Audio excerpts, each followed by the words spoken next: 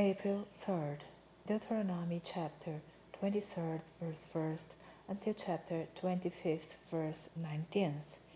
He that is wounded in the stones, or hath his privy member cut off, shall not enter into the congregation of the Lord. A bastard shall not enter into the congregation of the Lord. Even to his 10th generation shall he not enter into the congregation of the Lord. An Ammonite or Moabite shall not enter into the congregation of the Lord. Even to their 10th generation shall they not enter into the congregation of the Lord forever, because they met you not with bread and with water in the way, when you came before out of Egypt, and because they heard against thee Balaam the son of Beor of Pethor of Mesopotamia to curse thee. Nevertheless, the Lord thy God would not hearken unto Balaam, but the Lord thy God turned the curse into a blessing unto thee, because the Lord thy God loveth thee. Thou shalt not seek their peace nor their prosperity all thy days forever. Thou shalt not abhor an Edomite, for he is thy brother. Thou shalt not abhor an Egyptian, because thou wast a stranger in his land. The children that are begotten of them shall enter into the congregation of the Lord in their 3rd generation. When the host goeth forth against thine enemies, then keep thee from every wicked thing. If there be among you any man that is not clean by reason of uncleanness, that chanceth him by night, then shall he go abroad out of the camp. He shall not come within the camp, but it shall be, when evening cometh on, he shall wash himself with water, and when the sun is down, he shall come into the camp again. Thou shalt have a place also without the camp, whither thou shalt go forth abroad, and thou shalt have a paddle upon thy weapon. And it shall be, when thou wilt ease thyself abroad, thou shalt dig therewith, and shalt turn back and cover that which cometh from thee. For the Lord thy God walketh in the midst of thy camp, to deliver thee, and to give up thine enemies before thee. Therefore shall thy camp be holy, that he see no unclean thing in thee, and turn away from thee. Thou shalt not deliver unto his master the servant which escapeth from his master unto thee. He shall dwell with thee, even among you, in that place which he shall choose in one of thy gates, where it liketh him best. Thou shalt not oppress him.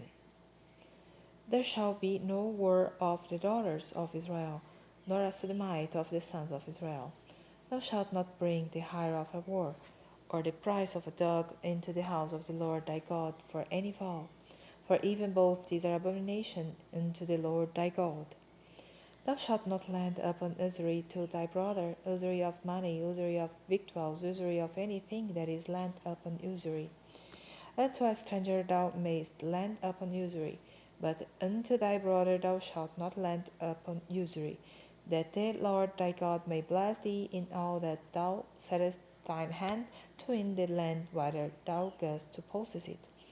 When thou shalt vow a vow unto the Lord thy God, thou shalt not slack to pay it, for the Lord thy God will surely require it of thee, and it would be sin in thee. But if thou shalt forbear to vow, it shall be no sin in thee. That which is gone out of thy lips thou shalt keep and perform, even a freewill offering, according as thou hast vowed unto the Lord thy God, which thou hast promised with thy mouth. When thou comest into thy neighbour's vineyard, then thou mayst eat grapes thy fill at thine own pleasure, but thou shalt not put any in thy vessel. When thou comest into the standing corn of thy neighbour, then thou mayst pluck the ears with thine hand, but thou shalt not move a sickle unto thy neighbour's standing corn.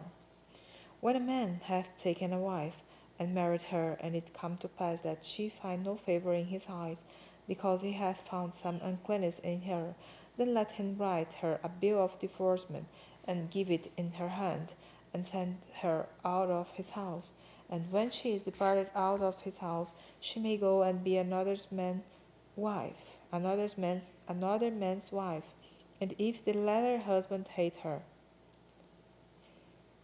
And if the later husband hate her, and write her a bill of divorcement, and give it in her hand, and sendeth her out of his house, or if the later husband die, which took her to be his wife, her former husband, which sent her away, may not take her again to be his wife, after that she is defiled.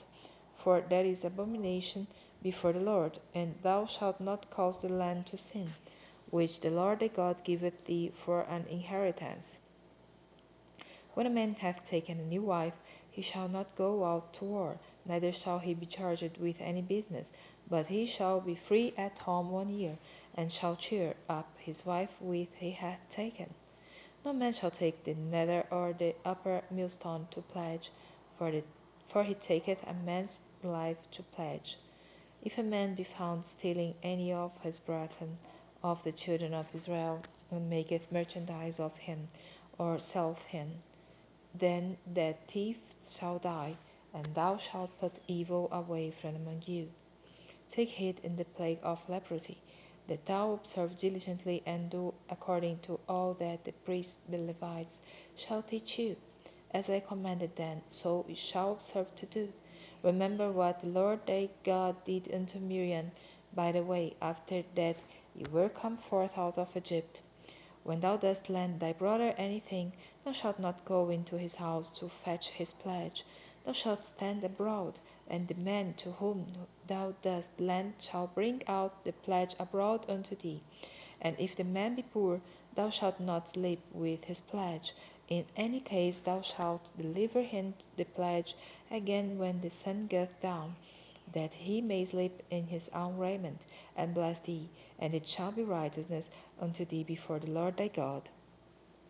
Thou shalt not oppress a hired servant that is poor and needy, whether he be of thy brethren, or of thy strangers that are in thy land within thy gates. At his day thou shalt give him his hire, neither shall the sun go down upon it, for he is poor, and setteth his heart upon it, lest he cry against thee unto the Lord, and it be sin unto thee.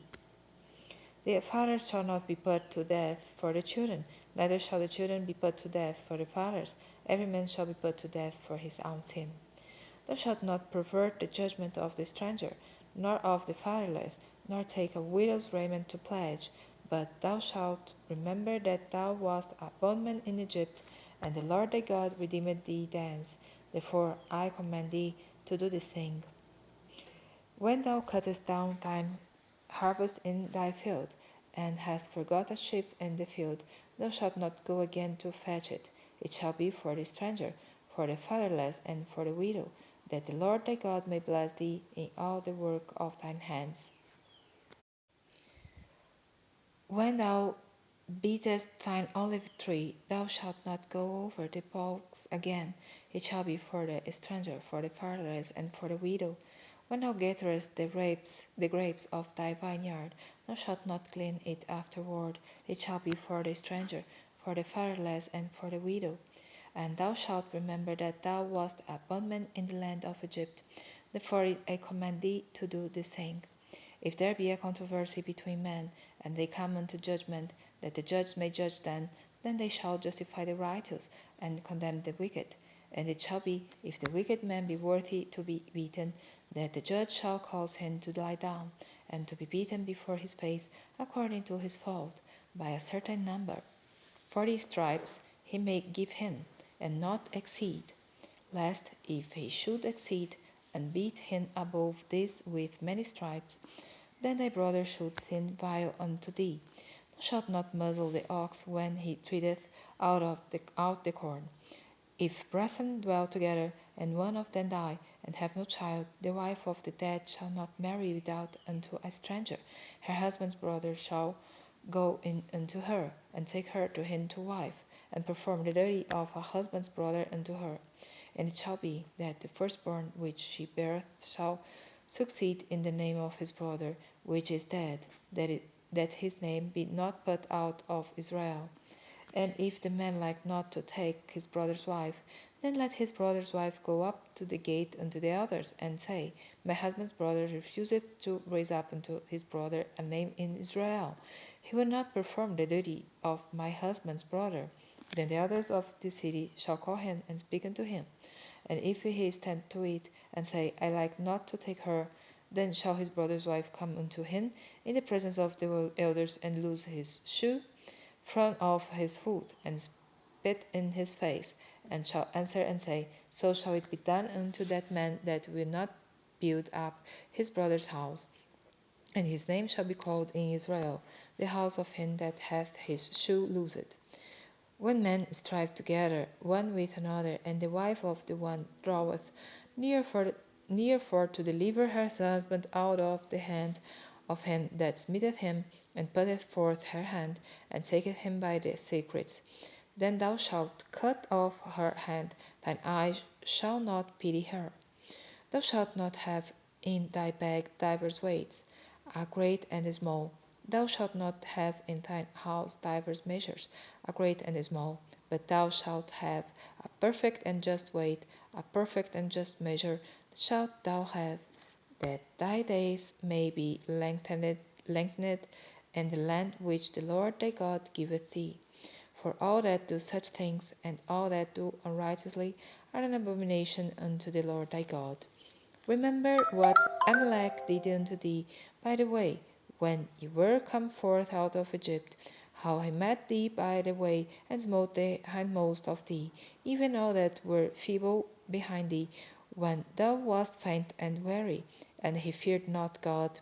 Therefore it shall be, when the Lord thy God hath given thee rest from all thine enemies round about, in the land which the Lord thy God giveth thee for an inheritance to possess it, that thou shalt blot out the remembrance of Amalek from under heaven. Thou shalt not forget it.